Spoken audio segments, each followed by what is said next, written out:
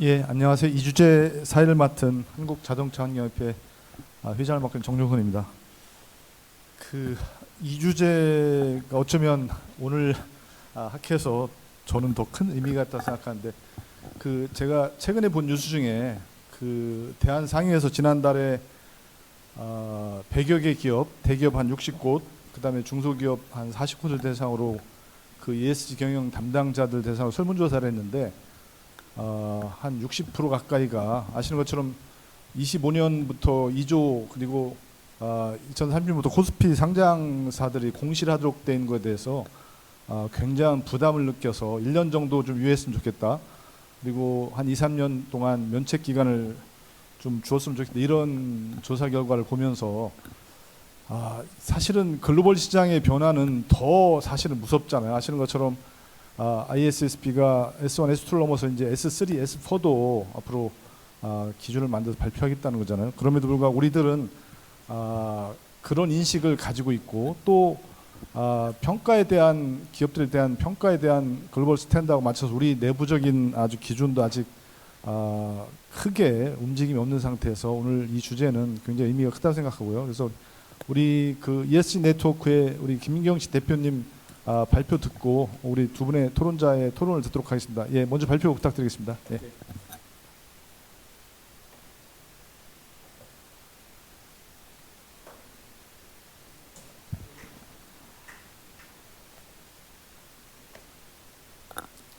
네, 안녕하십니까.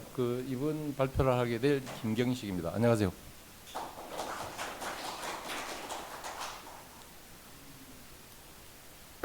예, 저는 2020년 말까지 현대제철 기획실장으로 이제 근무를 했습니다. 현대제철이 우리나라의 여러 가지 특히 이제 에너지 정책이라든지 이런 여러 가지 정책에서 굉장히 사회적인 혜택을 많이 받았는데 또 그에 반해서 사회에 또 많은 공거리도 던져줬습니다. 뭐 중대재해, 이산화탄소, 지역사회 이제 그런 과정을 이제 제가 회사에서 일을 처리하다 보니까 책에 나와 있는 ESG가 아니고 제대로 우리 ESG를 잘하려고 하면은 이제 어떻게 해야 되느냐. 제 기업의 경험을 바탕으로 제가 좀 나름 해석해서 오늘 소개를 좀 드리고자 합니다. 제가 하는 발표 자료는 아마 일반 책에는 거의 안 나올 것 같습니다. 저는 기본적으로 오늘 앞 단계에서도 평가 문제에서 여러 가지 고민을 많이 하셨는데 제가 여기에 어떤 일타 강사로 나온 것도 아니고 저는 기본적인 제 스탠스가 이해 관계자 자본주의로 가야 된다는 게 저의 기본적인 스탠스입니다. 자본주의가 문제점이 많지만은 그래도 우리 인류가 가장 좋은 제도라고 만들어서 여기까지 왔습니다. 그런데 자본주의가 문제가 있다고 그러면 그건 아니에요. 계속 이제 양극화가 벌어지고 하기 때문에 여러 가지 이제 계속 우리가 이제 수정을 해 나가야 되죠. 그런 측면에서 했고, 오늘 저는 이제 기업이 ESG 평가를 잘 받기 위한 방법론을 얘기하는 게 아니고 기업이 ESG를 제대로 실천하는 게 중요하다. 그렇게 하면은 평가는 따라오는 거다 하는 게 제 이제 기본적인 스탠스를 말씀드리고, 최근 들어서 이제 ESG에서 굉장히 단기적인 방향은 가는 게 맞는데 개인적으로는 단기적으로 조금 우려가 돼요. 왜냐하면은 2004년도 코피 아나니 Who Cares Wins라는 그야말로 돌보는 자가 이기는 자라는 그런 책을 내면서 시작이 돼가지고 2018년에 블랙락이 앞으로 탄소 배출 많이 하는 기업에 투자 안 하겠다고 하면서 급확산이 됐잖아요, 우리나라에. 그죠? 그러다가 코로나가 와가지고 그 막대한 투자 자금을 이 투자로 옮기기가 힘드니까 나타나는 현상이 최근에는 블랙락이 재작년에는 너무 과도했다고 하고 최근에는 앞으로 ESG 용을 지우겠다고 이렇게까지 얘기를 하거든요. 소위 자본의 본색이 드러나는 거예요.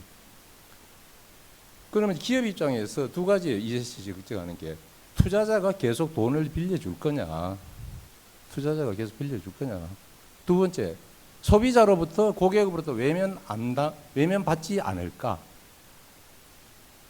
이걸 이제 대기업은 이제 알았어요.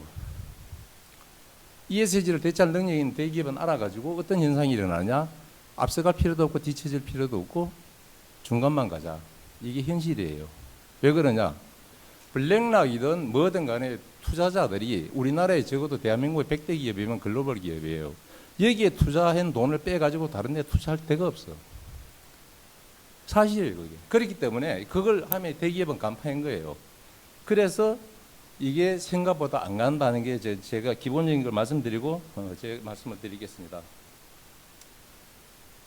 간단하게 이제 여기에 나오는 데도 나오고 이제 공시평가는 제 다음 시간에 또 평가에 대해서 자세히나 공시에 대해서 나오기 때문에 나중에 간략하게 진행하겠습니다. 제가 이제 여러 가지 기업 생활을 하고 여러 가지 책을 보면서 제가 한번 이렇게 정리해봤어요. 대한민국 ESG는 어디에서 시작해야 될 거냐. 그래 해보니까 뭐 ESG로 이제 뭐 굳이 구분을 지우니까 저도 구분을 한번 지어봤어요. 62년에 잘 알다시피 레지스 카슨의 침묵의 봄이 이제 발행됐잖아요. 전 세계적인 환경운동이 일어났잖아요. 아침에 새가 울지 않았습니다. 아침에. 새가 울지 않았어요. 왜? 지렁이가 없어진 거예요. 지렁이가 왜 없어졌느냐? DDT를 많이 뿌려가지고 다 죽어버린 거예요. 그런데 그 해에 우리나라는 울산공업단지 기공식을 했습니다. 그 기공식 치사문 중에 저런 얘기가 나와요. 공업 생산의 검은 연기가 대기 속에 뻗어나가는 날에 국가 민족의 희망이 보인다고. 이게 울산 오거리 공업탑의 동판으로 새겨져 있었어요. 지금 보면 우리가 그건 같지만 그 시대로 또 들어가 보면 이거는 나쁜 건 아니에요. 저는. 제가 나쁘자고 하는 얘기가 아니라 글로벌 트렌드와 우리가 이렇게 갭이 있었다 하는 것을 제가 이제 말씀드리는 거예요. 소셜 봐요. 1883년에 비스마르크가 기업한테 의료보험하고 도입을 했어요. 비스마르크가. 기업이 난리 난다 그랬죠. 그 비스마르크 기업을 불러가지고 얘기했어요. 지금 당신들이 도와주지 않으면은 앞으로 정부가 기업을 도와줄 수 없는 상태가 온다. 그로부터 딱 80년 뒤엔 1963년도에 우리나라에 의료보험이 도입이 됐어요. 그 이후에 직장 의료보험은 전국민 의료보험 확대가 됐지만 어쨌든 딱 80년 뒤에 도입이 됐거든요. 그 어느 측면에서 1901년에 미국 16대 대통령이 우리가 잘하는 록펠러 카네기 제표목을 전부 다 잡아 조졌단 말이에요. 독점으로 해가지고 안 되는 거죠. 이게 지속 가능할 수 없으니까. 그로부터 딱 80년 뒤에 우리나라에서 독점규제법이 도입이 됐습니다. 적어도 이제 큰 틀에서 우리가 이 정도는 우리가 국제사회하고 갭이 있었다는 건 인식을 하고 넘어가자. 자, 그런데 어느덧 우리가 G10이 돼버렸어요. 현재. G10이 됐어요. 그 요인이 뭐냐. 이거 제가 그냥 제 나름대로 이제 뽑아본 건데 뭐 다 아시는 거고 기본적으로 저는 이제 다 중요해요. 다 중요한데 4번 사항도 굉장히 중요하다. 대일 청구권 자금을 가지고 싸그리 그걸 포항 제천을 만들어주고 한국전력을 갖다가 통폐합을 해가지고 값싼 에너지를 가지고 그렇게 해서 이것들이 피와 근육이 돼가지고 정보통신을 해서 지금 여기까지 왔단 말이에요. 이 바탕에 있던. 그런데 이게 ESG 측면에서 이게 지금 반목을 잡는 거예요. 석탄 발전을 어떻게 할 거냐. 수소하는 제철이 되는 거냐. 이제 이런 근본적인 문제를 던지게 된 거죠. 어쨌든 굉장히 중요한데 저는 또 여기서 하나 중요한 게 6번 사항을 저는 강조합니다. 시민사회가 굉장히 중요합니다. 오늘날 우리나라 기업이 글로벌 기업이 엄청나게 됐잖아요. 왜 이렇게 경쟁력이 있는 기업이 된 줄 아세요? 저는 그렇게 봅니다. 가장 중요한 게 있잖아요. 시민사회 성장이에요. 시민사회가 성장이 되면서 여야가 저렇게 정치가 개판을 쳐도 기업에, 이건 진짜예요. 제가 기업에서 저는 홍보도 하고 대관 업무도 하고 기획 업무도 해봤는데 기업의 대응력이 무지 빨라졌어요. 기업의 정보 분석이나 대응력이 굉장히 빨라졌어요. 솔직히 말해서 여가 되든 야가 되든 기업은 별로 의미 없어요. 단지 그 과정에서 국민들만 죽어나는 거예요. 양극화가 벌어지니까. 그래서 저는 굉장히 시민사회 성장도 중요하다는 말씀을 좀 드립니다. 다음으로 이제 대한민국 그러면은 우리 자꾸 이제 너무 기업 단위다 평가 항목이다 세부적으로 세사하게 나오는데 좀 크게 볼게요. 국가 차원에서 지금 ADC를 달성할 수 있느냐? 기준연도인 2018년 7억 2,800만 톤의 우리가 오염물질을 배출하는데 2030에 40%를 줄여야 된다면 2억 9,100만 톤을 줄여야 돼요. 거기에서 가장 중요한 부분이 전환 부분이나 발전 부분이에요. 여기에서 1억 2,400만 톤 46%를 줄여야 돼요. 이게 가능하겠느냐? 원자력 가동률을 문재인 정부 때 원자력 가동률이 두 가지예요. 문재인 정부 초기 때는 그 박근혜 정부 때 원전 부품 비리 때문에 가동률이 낮아졌고 그 다음에는 이제 문재인 정부가 들어서 가지고 뭐 이제 원전 또 여러 가지 해도 가동률이 75%까지 떨어졌어요. 최고 때는 이 93%까지 올라갔어요. 원자력 가동률이. 지금은 이제 85% 정도 올라왔어요. 그래서 어쨌든 간에 원전 가동률을 최대한 높이고 원전 10개 수명 연장을 하고 신한울 3, 4, 5기를 가동해도 절감할 수 있는 게 7,900만 톤에 불과하다. 지금 강릉 삼척에 석탄화력 올 10월 달부터 막 돌아가고 뭐 이제 포스코하고 삼성물산이 하고 있는데 이거 해봐야 사실 돌아가지도 못해요. 송전을 못해서. 그거 송전을 100% 한다고 해봐야 11% 개선밖에 안 돼. 결론적으로 뭐냐면은 불가능한 거예요. 2030 NC가 국가 차원에서. 그 다음에 소셜 측면에서 이 부분이 많은 부분들이 무시하는데 현실적으로 반올림해서 하루에 출근한 사람 중에 3명이 집으로 못 돌아가는 게 우리나라 현실이에요. 심각합니다. 그런데 이 3년간의 조사를 쭉 해보니까 여러 가지 요인이 중복 한산의 중대재해가 나면 이제 중복 요인이 있잖아요. 해보니까 이건 노동부에서 나온 줄 알았는데 66.5%가 안전의식 미흡이에요. 안전의식. 물론 투자가 안 한 부분도 있고 뭐 매뉴얼 미준수도 있지만 크게 봐가지고 안전의식 미흡이 아직도 우리 사회 평균에 있다. 이런 거를 어떻게 할 거냐. 이걸 또 구조적으로 들어가 보니까 2020년 자료를 보면은 2062분이 돌아가셨는데 아직도 질병으로 돌아가시는 분이 그러니까 이 진폐라든지 이런 이제 질환으로 산업 질환으로 돌아가시는 분이 1,180명이나 되더라고요. 그러면 사고로 이제 돌아가시는 분이 882명인데 건설업이 52% 차지하고 조선 산업이 한층 높아요. 만인율이 2.92예요. 그 다음에 80%가 52 미만 사업장에서 일어납니다. 이러한 걸 놔두고 이게 다 기업이 활동해서 일어나는 일이다 이거죠. 이 사항들이. 그런데 여러 가지 이런 사항들을 가지고 이제 어떻게 이제 우리가 이 문제를 할 거냐. 근데 이 안에 들어가 보면은 제가 이 회사에 있을 때도 많이 경험한 문제라서 했는데 굉장히 애로사항이 있어요. 좌측 하단에 하이니 법칙이라고 나오는데 중대재해가 일어나면 29번의 경미한 재해가 나고 그 전에 300번의 기미가 보인다는 거예요.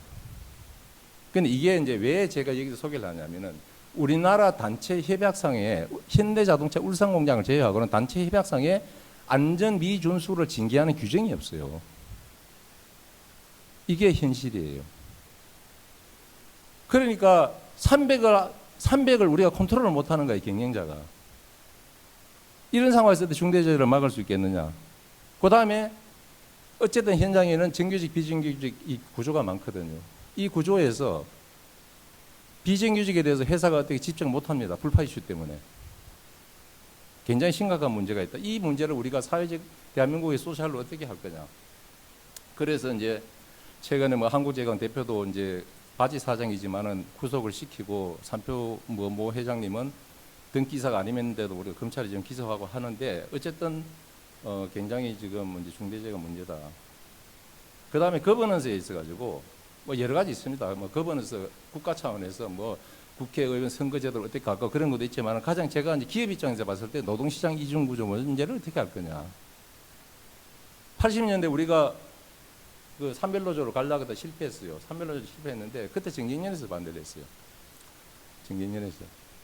내가 왜 유럽식 산별노조로 가서 되지도 않는 협력업체하고 같이 테이블에 앉아서 협상을 하느냐. 내 회사는 내가 알아서 하겠다.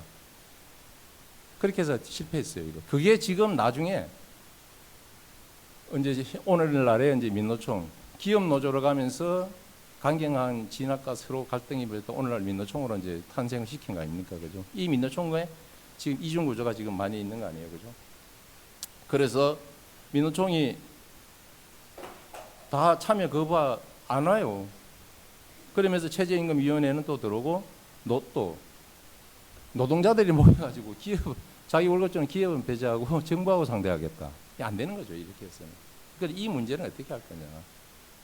우리 사회 국가 차원에서 이러한 큰 문제를 안고 있다, 우리가. 그럼 기업으로 들어가 보자. 그럼 기업이 있어야지 뭐냐. 이거는 제가 착안한 거예요. 엔터프라이즈다, 이거예요. 쉽게 얘기해서 기업이 지속 가능하기 위한 저는 어떻게 해야 되느냐. 이렇게 보고 전 시간에도 나왔습니다.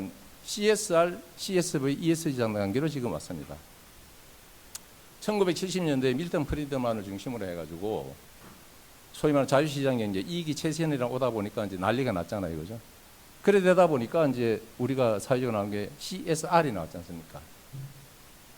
근데 R이 responsibility가 우리나라의 기업에서는 사회 공헌으로 바뀌어버렸어요. 소위 말해서 책임이라 쓰고 공헌이라고 읽어버린 거예요. 해석을 해버린 거예요, 우리나라는. 어쨌든 그렇게 하다가 2008년 금융위기가 와가지고 하니까 이제 야, 큰일 났다 해가지고 2011년에 마이클 포터가 CSV라는 걸 공유가치 창출이라는 개념을 또 들고 나왔어요. 뭐 약간 상생해보자. 우리 이렇게 돈 많이 버는 거 있지만은 우리 이렇게 공유가치 창출도 많이 한다. 근데 이게 SK는 좀 이걸 가지고 매년 계산을 하고 있는데 이거 아무도 주목 안 해요. 18조다 10조다 내 공유가치 창출해봤다. 아무래도 임팩트 없다. 내가 생각해. 그래도 안 되니까 이제 ESG가 나온 거죠. 그죠? ESG. 측정. 아까 안철수 의원 말씀하셨지만요. 측정하고 보고하고 검증할 수 있는 MRV가 나온 거예요. 이제 MRV가. 근데 이 결국은 뭐냐? 금융자본에 주도하다 보니까 공시 문제로 가고 공시 문제로 가니까 지금 우리가 완전히 그냥 이제 항목에 빠져들었던 거예요. 우리 사회 전체가 ESG에서 공시 문제로 들어가고 공급망 실사도 문제가 해가지고 완전히 뭐 데이터에 그냥 빠져버린 거예요. 이건 저는 굉장히 위험하다. 그러면은 이제 예, 알아요. 제가 이제 빨리 끝내게요. 이 전력 산업에 기업 입장에서 이 전력 산업이 이게 쉽게 알리백 때문에 중요한 게 알리백. 이 전력 산업 문제가 지금 현재 상태로 돼 가지고는 절대 이게 되지가 않는다. 전력이. 옛날에는 한전이 뭐 싸게 공급해 줬는데 이제는 재생에너지가 등장하면서부터 이건 완전히 물 건너갔어요. 굉장히 물 건너갔다. 그래서 결론적으로 한전의 지금과 같은 판매 독점 체제로 가서는 재생에너지 절대 불가능하다. 알리백 절대 안 된다. 이걸 어떻게 가져갈 거냐. 중간에 있는 대로 투명하고 예측 가능한 경쟁력 요금 체제가 와서 이게 되지 않으면 안 된다. 이거면 너무 복잡하니까 넘어갈게요. 나중에 필요하신 분 연락 주십시오. 그래서 알리백은 기본적으로 안 된다. 왜 안 되느냐? 알리백이 안 된다 그러니까 정부에서도 K 알리백을 들고 나왔는데 이거 아무도 인정 안 해줘요. 누가 인정합니까? 알리백 자체가 외교부가 상대하는 업무가 아니고 민간 영국의 더 클라이먼트 그룹의 민간 단체에서 하는 운동이에요. 이건 누가 이거 하겠냐 말이죠. 근데 또 국내에서 해보려고 그러니까 가격이 너무 비싸.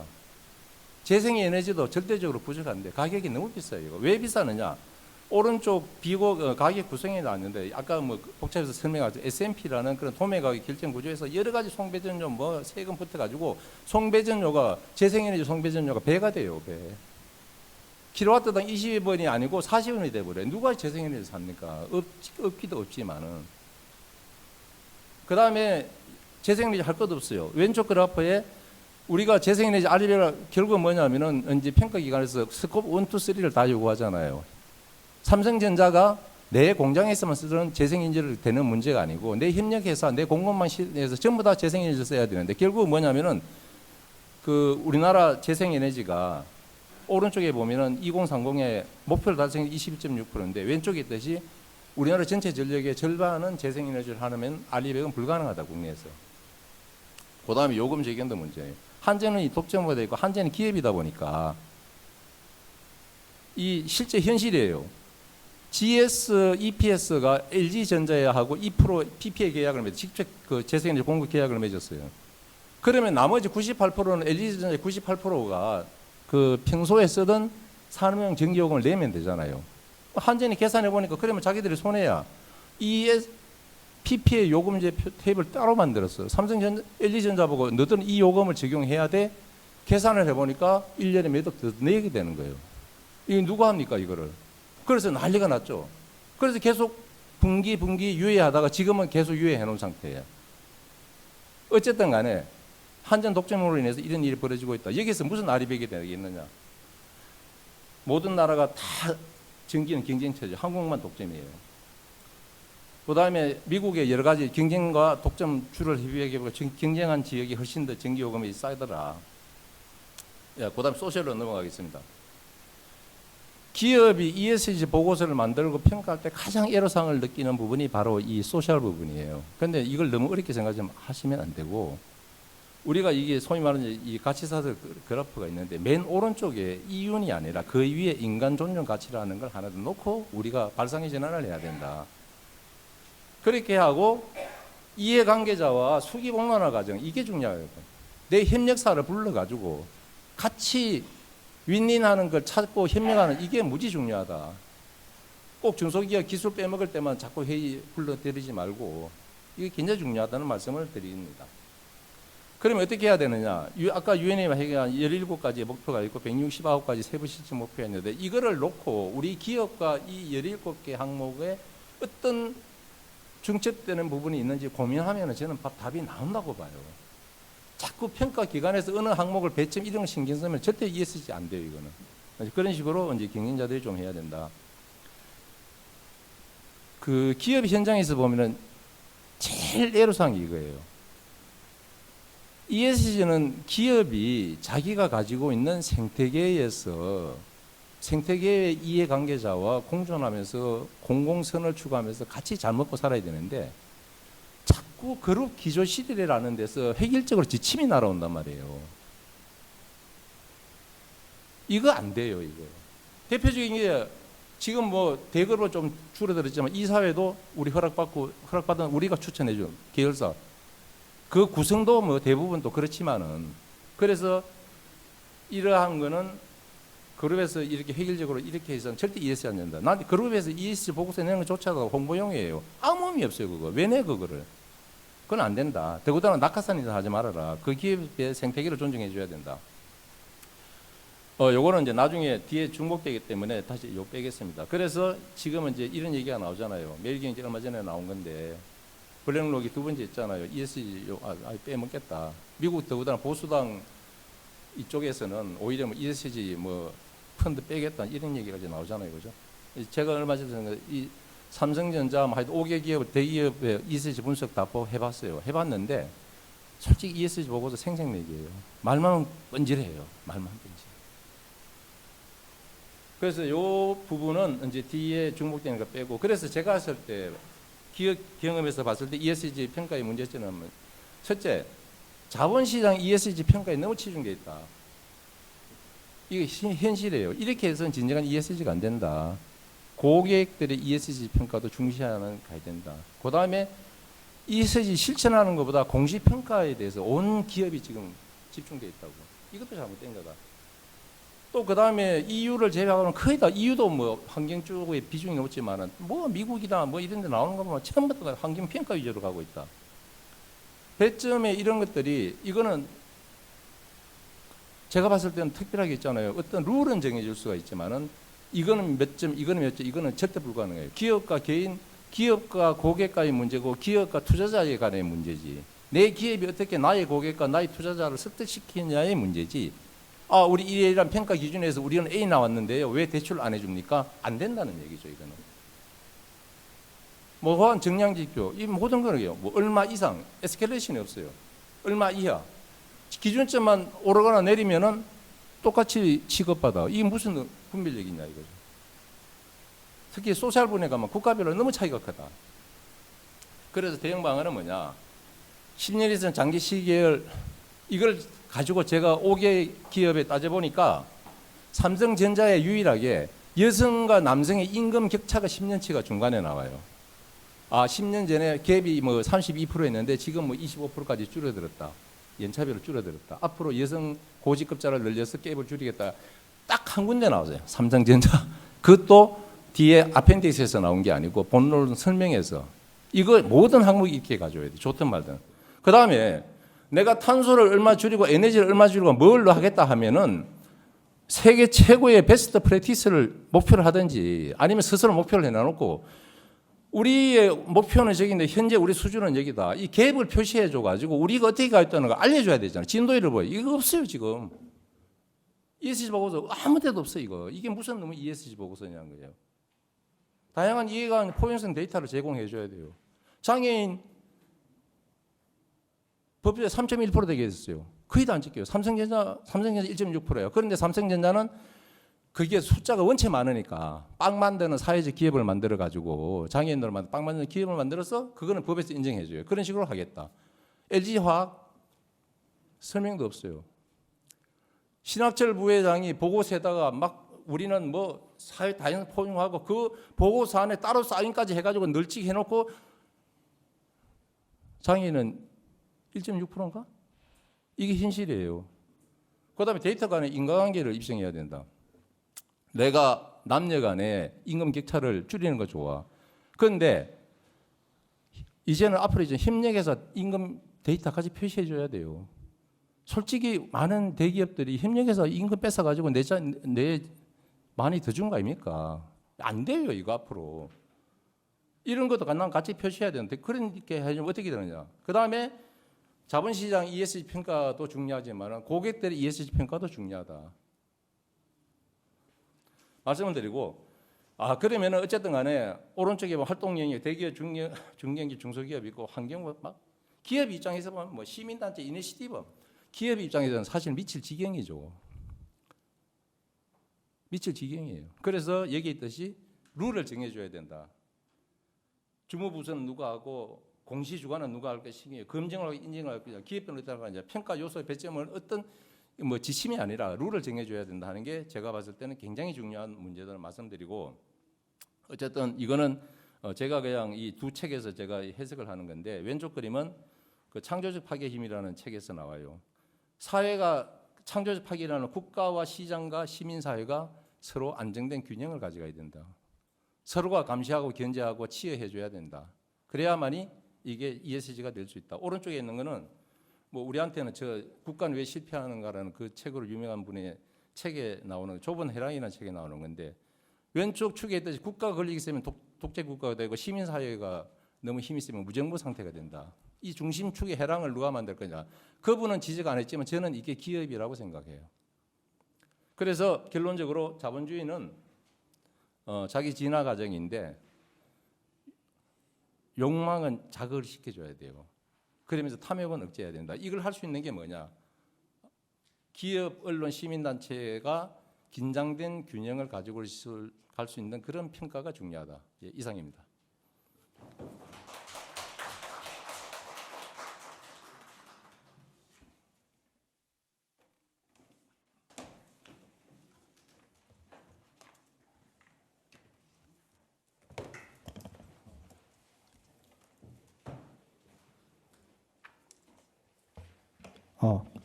예, 좋은 발표 감사드립니다.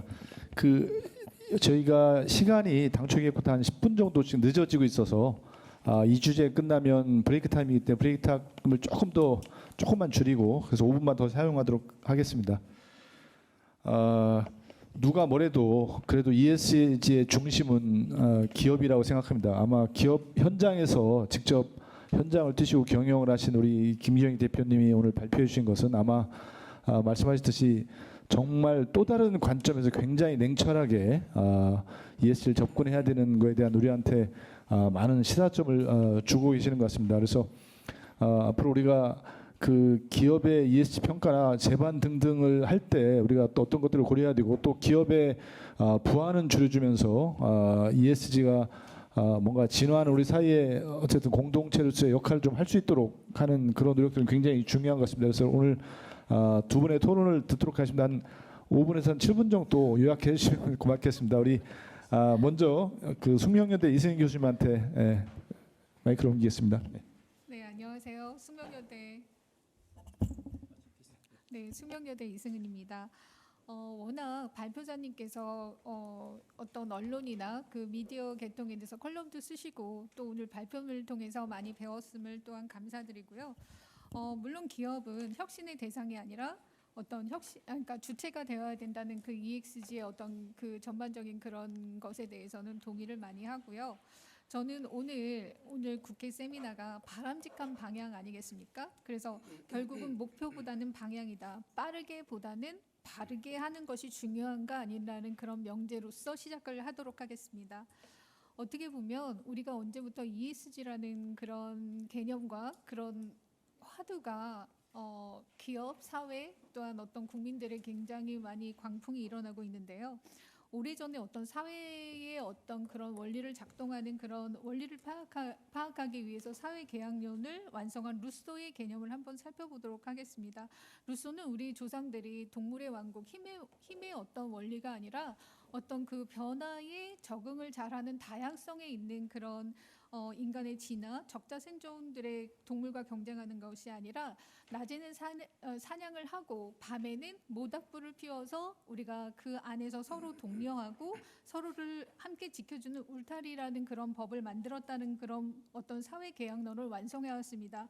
우리가 거기서 보면은 인류의 사회적 개념을 보면은 결국 협동이라는 것을 말하고 있는데요. 협동의 협을 제가 한문으로 써놨는데 협동의 협은 열십자의 힘 여기 세 개입니다. 사람이 열이 모여서 힘을 합체라는 것에 대해서 협동이라는 것을 우리가 사실은 기업이 어떤 국민이 국가가 국민을 지켜주지 못하는 어떤 각자 도생에 대한 이런 사회 현상이 아니라 기업이 결국은 협동을 해가면서 우리가 사회가 줄 수 있는 그런 힘이 우리가 ESG의 어떤 개념의 시작점이 아닐까 살펴보았습니다.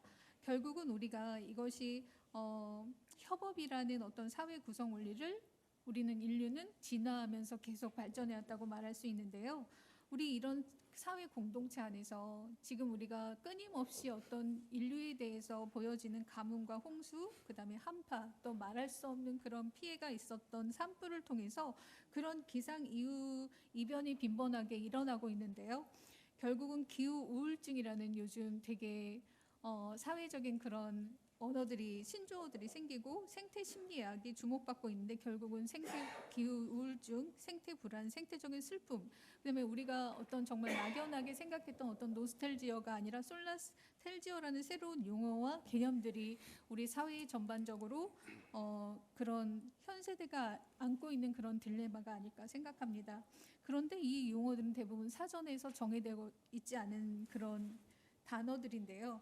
결국은 우리가 자본의 힘, 더 파워 오브 캐피탈리즘이라는 어떤 자본의 힘의 어떤 그런 욕망에 올라탔던 그런 기후와 땅과 거주지와 자연의 풍경이 파괴되면서 인간의 내면에 파고드는 그런 슬픔을 이제야 응시하고 있다라는 그런 사회 심리학자가 말하는 것들을 한번 발제를 해봤습니다.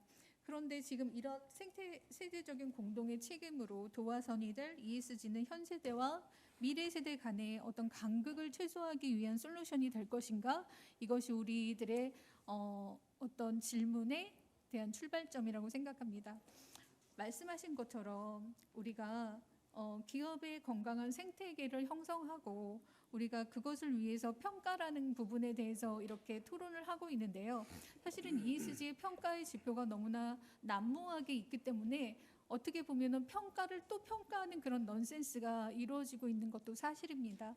그래서 우리가 ESG의 어떤 국제적인 흐름으로 그런 어떤 경쟁력을 넓히는 그런 자리매김을 힘을 쏟고 있지만 기업의 경영과 투자 결정에서 있어서 어떤 지금까지 어떤 이윤을 추구하는 기업에서 비재무적인 요소를 어떤 수치로 그것을 평가하는 기준을 한다는 것이 우리가 조금 더 이것이 우리가 많은 어떤 그 사회를 구성하고 있는 그런 이해관계자들에게 성장과 수익성을 제고하는 데 주목을 받아야 된다는 그런 현상이 나타나고 있는 게 사실입니다. 앞에서 굉장히 어떤 기조 강연이나 또한 발표문에서 언급되어 있는 것처럼 세계적으로 ESG를 고려한 그러니까 그런 증가가 되면 따라서 어떤 국제 회계 기준에서 자발적으로 정보를 공개해라. 그것이 어떤 자발적인 것뿐만 아니라 미국과 유럽에서는 이미 의무화 공시 대상으로 하고 있는 추세입니다. 그래서 어떻게 보면 우리가 지금까지 3자부에서 얘기 나눴던 KSDG라는 그런 그 평가의 가이드라인을 지금 이제 나와 있고요. 평가는 근데 우리가 감사, 잘못을 지적하는 것이 아니라 잘못에 대한 그것을 계속적으로 지속적으로 개선의 의지를 보여줄 수 있는 그런 것이 평가의 기본적인 원칙이라고 생각합니다. 우리가 잘못을 지적하는 것에 뿐만 아니라 지속적으로 개선을 해야지, 말씀드리는 것처럼 우리가 평가를 빠르게 어떤 평가를 하는 것이 아니라 그것이 바르게 할 수 있는 계속 지속적인 그런 제안을 낼 수 있는 것이 평가의 기본적인 최종 목적이 아닐까 생각합니다. 그래서 최근에 그 IPPC나 파리 협약 등으로 국제사회 분위기들이 결국은 기업의 평판들이 얼마나 좋고 안 좋은 거에 따라서 투자자들의 어떤 그 투자의 방향성이 바뀐다는 그런 사실에 대해서는 기업이 굉장히 많은 부담감을 가지고 있음에도 불구하고 우리가 요즘처럼 환경 규제와 안전 규제가 더욱 엄격해지는 상황에서 ESG를 경영하지 않으면 기업에서는 더 많은 그런 비용 부담이 있어진다는 사실을 우리가 그런 부정적인 평가에 의해서 이렇게 반추하는 것을 알아볼 수 있었습니다. 그리고 우리가 사실은 계속 소비자들에 대한 어떤 속임과 그린워싱이라는 것이 또 기업에 대한 굉장히 부담감으로 갈 수밖에 없는데요. 결국은 ESG를 알리백이나 그 탄소 중립이라는 그런 국한할 필요는 없고 여러 문제를 동시에 해결할 수 있는 그런 플라스틱 폐기물, 그다음 미세먼지 대기물, 생태계 보건 등의 굉장히 어떤 연결되는 협업하는 연결 커넥션을 가져야 된다는 그런 부분에 있어서 굉장히 ESG가 그리고 또 기업들이 ESG를 함에 있어서 어떤 자세가 되어야 된다는 그런 필요를 한번 이렇게 생각해 보았고요.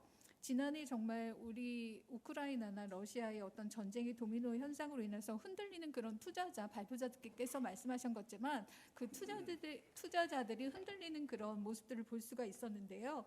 결국은 그 전쟁을 통해서 석탄, 화석 원료를 사용한 그 에너지가 부족하니까 석탄, 화석 원료를 더 투자를 하겠다라는 그런 그 투자들의 변심이 있었지 않습니까?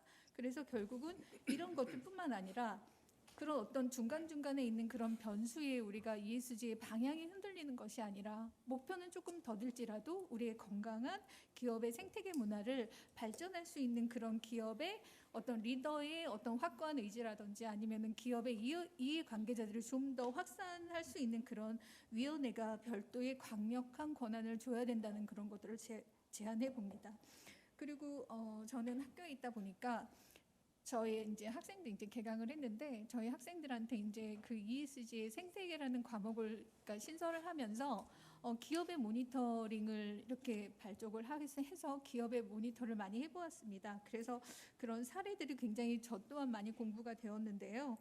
그 그린워싱이 정말 어설픈 그린워싱이라는 것은 굉장히 기업의 어떤 그 평판이 굉장히 데미지가 많이 큰 거죠. 그래서 그 환경뿐만 아니라 그다음에 사회적인 거, 그다음에 거버넌스에 있어서 우리가 그 기업의 어떤 그 그린워싱이라는 것이 우리가 요즘 최근에 많이 부각되었던 순살 아파트 여러분들 그런 불명예가 굉장히 많잖아요. 그래서 그런 것들은 우리가 굉장히 많은 브랜드 있는 주택을 짓는 건설 회사지만 우리가 그런 환경의 안전 조치의 그런 평가 기준에 미치지 못했기 때문에 그런 어떤 불명예를 가지고 있었던 그런 불편한 진실을 우리가 또한 볼 수 있었고요. 그다음에 ESG 경영이라는 것은 그 환경 그런 뿐만 아니라 재난과 산업재해에서도 각별한 관심을 가져야 된다는 것이 우리가 많은 지금 여론이 형성되었다고 생각합니다. 특별히 현행에서 중대재해법은 사업주들에게 분명히 부담이 될 수 있는 그런 부분이 됐죠. 그러나 이것을 EBS 관점에서 본다면 생명은 굉장히 안전을 담보를 하고 있고 그다음에 그런 것이 기본이라는 인식의 전환을 요구하는 것으로 볼 때 최근 산업재해가 반복적으로 발생한 우리 SPC처럼 산업재해를 예방하지 않는 노력하지 않는 기업들은 우리가 소비자들한테 그런 외면당할 수 있다라는 그런 사례를 보여주지 않았나 싶습니다.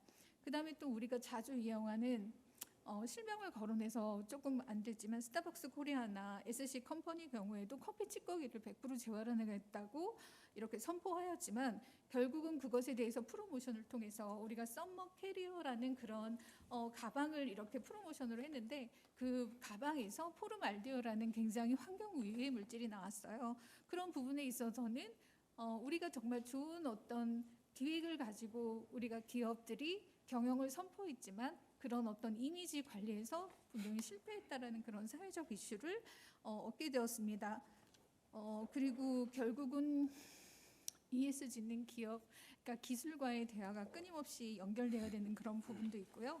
그러려면은 지자체나 지역사회 등의 협력도 이끌어야 된다고 생각합니다. 이런 지원을 이끌어내려면 꾸준없이 우리가 ESG엔 건강한 생태계를 만들어야 된다는 그런 점에서 우리가 자본주의가 결국은 자본주의의 그 돈의 흐름이 건강한 돈이 되어야 된다는 그런 결국은 우리가 가지고 있는 인류의 재난 아니면 기후 온난화가 지구 온난화가 아니라 지금은 기후 열대야로 지나가는 그런 현상에서 그 기후 변화의 어떤 그런 리스크가 경제의 리스크라는 그런 것이 그 등호가 성립되는 그런 안타까운 현실에서 이제는 우리가 기업들도 기후 위기에 대한 대응이 적극적으로 자발적인 것이 아니라 결국은 아까 말씀드린 것처럼 기업의 어떤 혁신의 대상이 아니라 혁신의 주체가 되어서 기업들이 정말 활발하게 적극적으로 동참해야 된다는 그런 부분을 말씀드리고 싶고요. 그다음에 마지막으로 기업의 ESG 경영이 걸림돌이 아니라 디딤돌이 되려면 시대의 흐름의 필요 조건에 맞서 혁신을 해야 된다는 것이죠. 그래서 시대는 글로벌화가 되고 금융 자본이 국경을 넘나들고 또 기후 리스크에 해결하기 위해서 시간의 골든 타임이 정말 급박해져 있음을 우리는 알 수 있었습니다. 그래서 그 지구촌이 하나의 어떤 시장의 개념으로 바라볼 때에 간단한 그런 목표가 결코 단단한 목표는 아닙니다. 그러나 이 터널을 통과한다면 기업의 경영은 경쟁력이 커질 뿐만 아니라 기업이 새롭게 글로벌 기업으로 도약할 수 있는 계기가 될 것이라고 확신합니다. ESG 경영은 기업이나 국가, 국제기관의 기후 위기를 해결하는 좋은 솔루션입니다. ESG가 기업의 또 다른 차원에서 부담을 만들어내는 것이 아니라 이를 통해서 더 많은 투자의 기회를 창출하고 일자리를 증가시키고 더 많은 수익을 얻을 수 있도록 이런 새로운 플랫폼들이 많이 자리 잡기를 바라면서 아울러 소비자나 전 세계인들이 ESG 경영이 얼마나 중심 가운데 경영에 호응을 할 수 있는 우리가 국민들의 그런 역할들 의식 있는 높은 국민들의 수준이 필요하지 않을까 생각합니다. 그래서 결과적으로는 평가 없이 개선은 없다. 평가는 감사가 아니라 지속적인 개선이라는 그런 명제를 던지면서 토론을 마치도록 하겠습니다. 감사합니다. 예, 고맙습니다. 기업 ESG를 통해서 따뜻한 공동체의 중심이 되었으면 하는 제안과 바람들을 잘 담아주셨습니다. 이어서 우리 박종철 우리 경영연구원 원장님의 토론을 듣겠습니다. 예, 무엇보다도 그 김병식 대표님의 좋은 발표에 대해서 감사를 드립니다. 그 김병식 대표님은 그 사기업 ESG 평가 지표의 고려 사항으로 좀 특이하게 이제 한국 자본주의 본질에 대해서 영역에 대해서 좀 다루셨고요. 그다음에 환경 부분에 있어서 아리백과 전력 산업의 구조적 문제점, 굉장히 현실적이고 실행이 필요한 부분이라고 생각이 됩니다. 그다음에 이제 사회 부분에 있어서의 중대재해 문제. 굉장히 우리나라에서 굉장히 고통스러운 부분입니다. 나중에 좀 말씀드리겠지만 그다음에 이제 거버넌스 부분의 이사회 역할 상당히 지적을 받고 있는 부분입니다. 세계적인 자산운용사들이 우리나라에 와서 항상 이야기하는 내용입니다. 지속 가능 보고서의 내용은 화려하지만 실제적으로 너네들이 이사회 역할을 제대로 하고 있느냐 하는 부분을 굉장히 많이 신랄하게 비판하고 있습니다. 그다음에 무엇보다도 이제 저희 학회에서 굉장히 중요하다고 생각합니다. 정부의 역할과 기업의 준비. 아까 김경식 대표님께서 지적했듯이 누군가는 해야 되는데 누구도 깃발을 손을 들고 있지 않는 상황입니다. 그래서 굉장히 그 실무 현장에서의 핵심적인 문제를 좀 다루고 있어서 저도 이제 뭐 기업가 특히 이제 금융회사에서 경험이 있어서 발표 내용에 대해서 굉장히 공감대가 많았습니다. 제가 좀 말씀드리고 싶은 부분은 이제 그 ESG 평가, ESG 경영과 관련해서는 한 ESG 경영이 있고 ESG 행정이 있고 ESG 교육이 있다고 생각을 합니다. 모든 주체들이 이제 투 트랙으로 하는 것 같습니다. 그래서 평가를 할 때도 ESG 경영 내재화, 내부에서 어떻게 내재화하는 부분, 그 다음에 ESG 경영과 관련해서 또 사업화와 관련되는 부분이 있습니다. 우리나라에서 좀 간과하는 부분이 외국 같은 경우에 이제 ESG와 관련해서 굉장히 생태계가 발전하다 보니까 여러 가지 신생 스타트업도 많이 생기고 여러 가지 이제 산업적인 전환이 많이 이루어지는 부분이 있습니다. 그래서 그런 부분도 좀 측정하고 평가, 검증, 검사가 좀 이루어지면 좋겠다고 생각합니다. 두 번째 제가 말씀드리고 싶은 부분은 이제 그 ESG 경영의 본질에 관한 거버넌스 부분입니다. 거버넌스 부분은 오늘은 뭐 김경식 대표님이 말씀은 발표 내용에 담진 않았지만은 최근에 이제 착한 자본의 탄생에서 이런 문구를 쓰신 적이 있습니다. 친환경적이고 이 사회적 가치를 창출하는 S, 거버넌스가 됨에 따라서 G가 E와 S를 규정하고 컨트롤한다는 해석이 가능하다 이런 말씀을 하셨어요. 그래서 어떻게 보면 이제 E와 S를 형용사로 보고 가버넌스를 명사로 봤다 이렇게 보고 있습니다. 그래서 개인적으로 그 ESG 평가회사에 지금 현재 자문 업무를 담당을 하고 있는데 민간 기업의 ESG 평가인 경우에는 가버넌스가 굉장히 중요합니다. 우리나라에서는 좀 협소하게 지배 구조라는 문구로 해석을 하고 있지만 가버넌스로 보고 있습니다. 공공기관도 있기 때문에요. 그래서 이 이사회의 기능하고 운영, 구성이 굉장히 중요하고 소위원회의 활동, 그다음에 관계에서의 내부 매출 등이 굉장히 중요한 부분입니다. 아까 말씀드린 대로 우리는 소유하고 경영이 아직 분리되지 않다 보니까 브렉락 등 그 3대 자산운용사, 우리나라에 투자하고 있는 자산운용사들, 글로벌 금융회사들은 굉장히 이 부분에 있어서 회의를 하면 굉장히 노골적으로 지적을 하고 있습니다. 그 제가 이제 제공한 도표에 보시면은 외국 같은 경우 이제 자체적으로 이사회 평가에 대해서 자체적으로도 평가를 하고 법규에 의해서도 평가를 하게 되어 있습니다. 그래서 지금 이제 우리나라도 자체적으로 지금 평가를 하고 있는 상황인데 이런 부분들이 우리 학회라든지 언론에서 이런 부분들을 계속 노출을 시켜서 조금 개선이 실질적인 개선이 되게 했으면 좋겠다는 생각이 듭니다. 다음으로 이제 사회 부분의 중대재해처벌법 부분입니다. 제가 이제 ESG 자문을 하다 보면 이런 이야기를 합니다. 작년에는 재작년에는 중대재해가 있었고 작년에는 없는데 왜 점수가 안 올라가냐 이런 이야기 하는데 ESG 평가에서는 이 중대재해 등 안전과 관련되는 부분이 2, 3년 지속이 됩니다. 그래서 이런 부분들이 좀 유념을 해야 되는 부분이 있는데 실제적으로 현장에서는 잘 이해를 못하는 것 같습니다. 그다음에 안전과 관련되는 부분에 있어서는 특히 이제 글로벌 투자자 중에서 유럽 투자자들은 대표이사들한테 주주총회에서 공개적으로 방침을 밝히고 대응 방안을 제시를 하도록 하고 있습니다. 그래서 이런 부분들이 굉장히 곤혹스러운데 아직까지는 우리나라에 뭐 미국식으로 유럽식으로 적용이 되지 않다 보니까 아직은 현실감을 못 느끼고 있는 것 같은데 곧 뭐 닥쳐야 될 상황이라고 생각을 하고 있습니다. 무엇보다도 이제 고통스러운 부분은 이제 ISSB에서 제안했듯이 이제 시기의 문제입니다. 지속 가능성 공시를 해야 되는데 제가 자문하는 기관은 100% 수출 기업입니다. 이 회사는 지금 국내에서는 공시 규정이 수용되지 않고 있더라도 지금 현재 공시를 하고 있습니다. 스코프 3까지 공시를 하고 있는데 무엇이 문제냐면 이제 기업들이 우리나라 모든 조직이 안고 있는 문제입니다. 데이터가 없습니다. 뭐 빅데이터가 없는 게 스몰 데이터도 없고 뭐 이런 말씀을 좀 드리기가 그렇지만은 기업이라든지 모든 조직에 있는 데이터는 유스리스한 데이터입니다. 그래서 지금 어떻게 하고 있느냐 하면 수출 기업들은 일단 공시를 합니다. 그 다음에 데이터에 3사들이 모여가지고 그 공시에 대해서 데이터를 어떻게 수집할 건지 어떻게 기준을 만들 건지 하는 부분을 이제 대처하는 방법을 만들고 있습니다. 그래서 선 공시하고 후 데이터 기준을 만들고 있는 상황입니다. 그래서 그런 부분들이 궁극적으로는 이제 그 나중에 금전적인 손해가 발생할 가능성이 많습니다.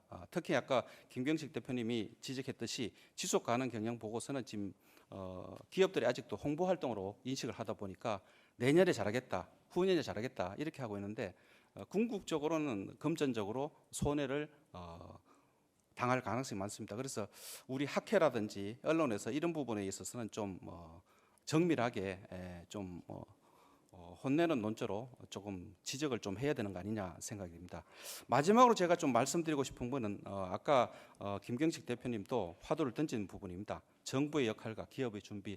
아까 허남식 위원장님께서도 토론 때 말씀을 하셨는데 저희 학회가 추진하듯이 지금 ESG 기본법이라든지 여러 가지 입법화 작업이 절실하다 이렇게 느끼고 있습니다. 그래서 뭐 내용이야 뭐 아까 허남식 위원장님도 말씀하셨고 제가 자료로 대처한 부분이 있는데 이런 부분에 있어서 우리 학회라든지 언론에서 좀 선도적으로 나가야 되겠다 하는 생각을 하고 있습니다. 무엇보다도 좋은 발표와 토론을 해주신 두 분께 다시 한번 감사드립니다. 감사합니다. 예, 감사합니다. 아마 현장의 경험을 또 살려서 토론해 주셨는데 역시 ESG 관련해서 현재 평가 관련 정확도나 투명성 역시 중요한 것 같고요. 그리고 전국적으로 보면 현재 국내 평가 기관들이 하는 그 평가 점수들이 일부 국내 기업들한테 적용이 지금 되고 있잖아요. 예를 들면 입찰할 때 일부 상당히 영향을 미치고 있고 방금 예를 든 것처럼 국제적으로 공실한 데 영향을 미치셔서 앞으로 학회 차원에서 기업에 대한 평가 여러 가지 지표나 기준들에 대해서는 계속적인 논의를 통해서 여러 가지 방향을 제시하는 것은 우리 학회의 굉장히 중요한 역할이라고 생각합니다. 오늘 좋은 발표, 좋은 토론해 주신 세 분께 감사드립니다. 마치도록 하겠습니다. 고맙습니다.